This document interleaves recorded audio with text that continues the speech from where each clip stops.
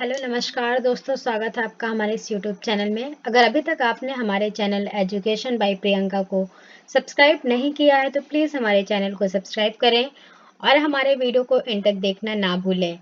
आज की इस वीडियो में हम पढ़ेंगे राज्यसभा से संबंधित प्रश्न का पार्ट 1, जिसमें हम राज्यसभा के सभी प्रश्नों को कवर अप करेंगे जो कि उससे रिलेटेड होंगे।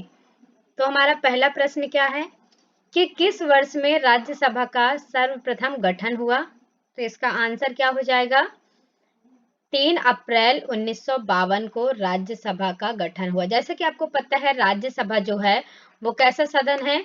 एक स्थायी सदन है जिसे कभी भी भंग नहीं किया जा सकता। ठीक है।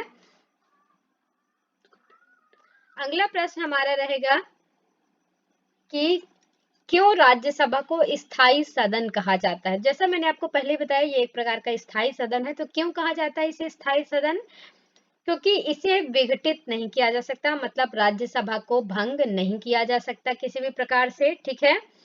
तो ये बी नंबर जो है ये आपका राइट आंसर हो जाएगा, क्योंकि इसे विघटित नहीं किया जा सकता। मतलब विघटन का मतलब होता है भंग ना किया जाना। और इसका जो सभापति होता है उसे हम उपराष्ट्रपति कहते हैं। इनका कार्यकाल 6 वर्ष के लिए होता है और प्रत्येक 2 वर्ष में 1/3 सदस्य जो है वो सेवानिवृत्त होते हैं। ठीक है। अगला प्रश्न हमारा है कि राज्यसभा में अधिकतम सीटों की संख्या कितनी हो सकती है? तो राज्यसभा की अधिकतम सीटें कितनी होती हैं? 250। वर्तमान में हमारी है 245। ठीक है। वर्तमान संख्या कितनी है? 245 है, जो कि अलग अलग राज्यों में अलग अलग होती है।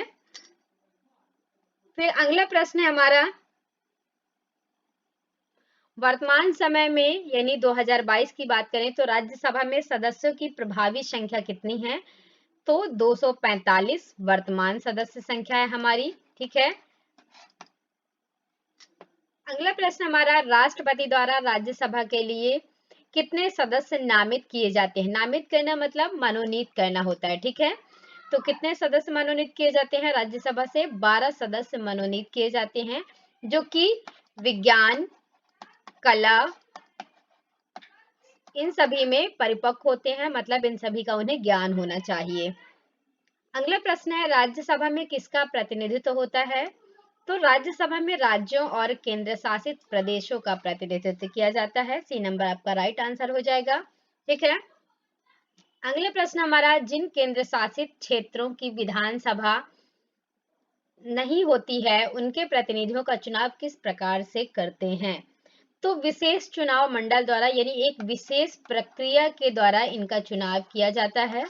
ठीक है। विशेष प्रक्रिया द्वारा चुनाव किया जाता है। अगला प्रश्न हमारा, राज्यसभा में किसके द्वारा सदस्यों का चुनाव होता है?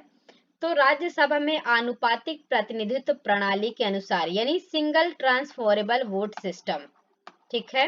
सिंगल ट्रांसफरेबल वोट सिस्टम के अकॉर्डिंग, जो कि अप्रत्यक्ष रूप से चुनाव होते हैं, यानी सदन के प्रतिनिधियों द्वारा ही इनका चुनाव किया जाता है। अगला प्रश्न हमारा, राज्यसभा के प्रत्येक प्रतिनिधियों का चुनाव कौन करता है? तो विधानसभा के निर्वाचित सदस्य करते हैं। ए नंबर राइट आंसर हो जाएगा। ठीक है। अगला प्रश्न हमारा, राज्यसभा में राज्यों का प्रतिनिधित्व किस बात पर निर्भर करता है? तो राज्यों की जनसंख्या पर इनका प्रतिनिधित्व निर्भर करता है, यानी प्रत्येक जनसंख्या के अकॉर्डिंग प्रत्येक एक प्रतिनिधि चुना जाता है। अगला प्रश्न है, राज्यसभा में किस राज्य के प्रतिनिधियों की संख्या सबसे अधिक है? तो उत्तर प्रदेश, जो कि आपको पता है जनसंख्या के मामले में सबसे आगे है ना। जनसंख्या सबसे ज्यादा है यहाँ की, इसलिए सबसे अधिक प्रतिनिधियों का चयन किया जाता है। अगला प्रश्न है, राज्यसभा में उत्तर प्रदेश के कितने सदस्य चुने जाते हैं? तो 31 सदस्य उत्तर प्रदेश से चुने जाते हैं राज्यसभा के लिए, जो कि सबसे अधिक संख्या होती है इनकी। अगला प्रश्न हमारा, निम्न में से किन राज्यों में राज्यसभा में समान प्रतिनिधित्व मिला है? तो आंसर क्या हो जाएगा? आंध्र प्रदेश और मध्य प्रदेश, बिहार और पश्चिम बंगाल, उड़ीसा और राजस्थान। मतलब इसका आंसर क्या हो जाएगा? ये सभी आपका राइट आंसर हो जाएगा, मतलब डी नंबर राइट होगा। ठीक है। अगला प्रश्न हमारा, निम्न में से किन केंद्र शासित प्रदेशों के प्रतिनिधित्व राज्यसभा में है? तो दिल्ली और पौंडीचेरी, इनका प्रतिनिधित्व जो है वो राज्यसभा में शामिल है। अगला प्रश्न हमारा, निम्न में से किन राज्यों में राज्यसभा में समान प्रतिनिधित्व प्राप्त है? तो मध्य प्रदेश और गुजरात को समान प्रतिनिधित्व प्राप्त है और दोनों ही राज्यों से समान प्रतिनिधि चुनकर जाते हैं राज्यसभा में। अगला प्रश्न है, राज्यसभा में बिहार की कितनी सीटें हैं? तो बिहार की 16 सीटें हैं राज्यसभा में। ठीक है, ना तो बहुत कम है ये सीटें, ना ही बहुत ज्यादा हैं। अगला प्रश्न है, राज्यसभा में चुनाव हेतु किसी व्यक्ति की उम्र कम से कम कितनी होनी चाहिए? तो कम से कम राज्यसभा के लिए 30 वर्ष आयु होनी चाहिए, ना तो इससे अधिक हो ना इससे कम हो। ठीक है, और सबसे बड़ी योग्यता कि वह राज्यसभा का सदस्य चुने जाने की योग्यता रखता है। ठीक है, ऐसे व्यक्ति को राज्यसभा का सदस्य बनाया जाता है। तो कम से कम 30 वर्ष आयु होनी चाहिए। अगला प्रश्न है, राज्यसभा में सदस्यों का कार्यकाल कितने वर्ष का होता है? तो 6 वर्ष का कार्यकाल होता है इनका, और प्रत्येक 2 वर्ष में 1/3 सदस्य जो हैं, 1/3 सदस्य सेवानिवृत्त होते हैं। ठीक है, कितने वर्ष में? प्रत्येक 2 वर्ष में। ठीक है, ये आपका राइट आंसर हो जाएगा। 6 वर्ष का कार्यकाल होता है, और इसके बीच चाहे तो यह त्याग पत्र अपना समय से पूर्व भी दे सकते हैं। अगला प्रश्न है, क्या राज्यसभा में सभी सदस्यों का चुनाव एक साथ होता है? तो इसका आंसर हो जाएगा नहीं, सभी का चुनाव अलग अलग होता है। जैसे राज्यसभा का जो सभापति होता है उसका चुनाव अलग तरीके से होता है, और अन्य सदस्यों का चुनाव जो है वो विधानसभा के सदस्यों द्वारा होता है। अगला प्रश्न है, क्या राष्ट्रपति लोकसभा के समान राज्यसभा को भी भंग कर सकता है?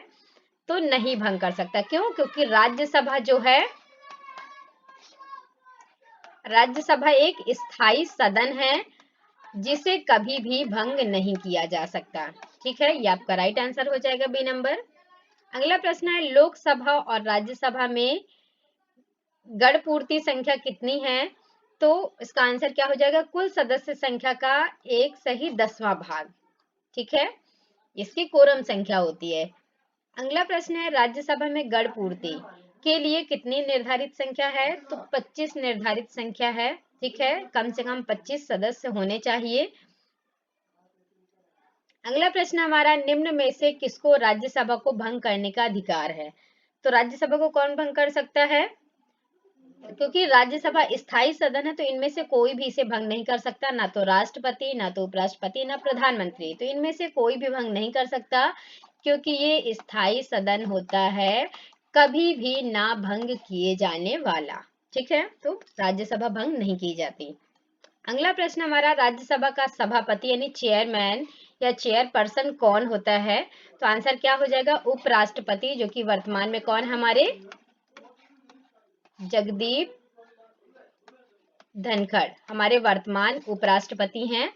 और आयु कम से कम इसकी कितनी होनी चाहिए? 30 वर्ष उपराष्ट्रपति की आयु होनी चाहिए। अगर राष्ट्रपति का पद रिक्त हो जाता है तो उपराष्ट्रपति राष्ट्रपति के पद पर कार्य करता है। ठीक है, अगले प्रश्न हमारा, किस सदन में अध्यक्ष उस सदन का सदस्य नहीं होता है? तो राज्यसभा का जो अध्यक्ष है वो राज्यसभा का सदस्य नहीं कहलाता है। ठीक है, अगला प्रश्न हमारा, राज्यसभा के सभापति यानी चेयरमैन का चुनाव कौन करता है? अब राज्यसभा का सभापति मतलब उपराष्ट्रपति की हम बात कर रहे हैं, तो राज्यसभा और लोकसभा के सभी सदस्य मिलकर उपराष्ट्रपति का चुनाव करते हैं, यानी सभापति का चुनाव करते हैं। ठीक है, अगला प्रश्न हमारा, निम्न में से किसकी अध्यक्षता जो है वो असदस्य द्वारा की जाती है, यानी उन सदस्यों द्वारा जो कि उसके सदस्य राज्यसभा के नहीं होते हैं।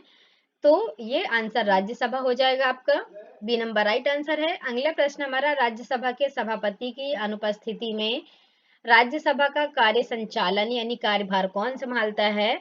तो उपसभापति यानी डिप्टी चेयरमैन जो है वो उसका कार्यभार संभालते हैं।